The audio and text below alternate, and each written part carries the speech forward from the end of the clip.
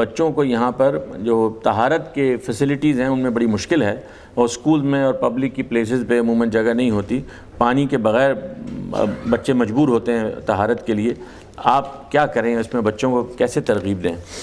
طہارت کے بارے میں بھی یہ بہت اچھی طرح جان لیجئے کہ ہمارے دین میں اس کی بڑی غیر معمولی اہمیت ہے۔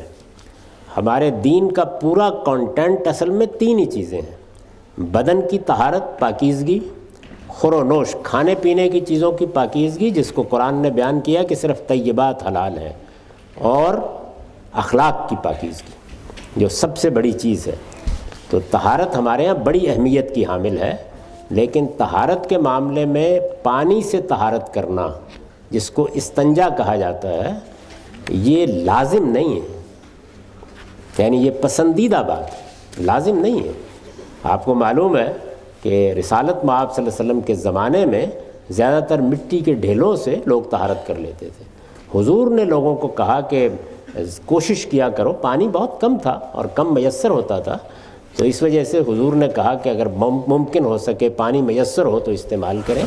تو بچوں کو دونوں باتیں بتا دیجئے، پانی سے استنجا کرنا، پانی سے طہارت کرنا، یہ بہت اچھی بات ہے، بہت پاکیزہ چیز ہے، لیکن دینی لحاظ سے یہ لازم نہیں کی گئی۔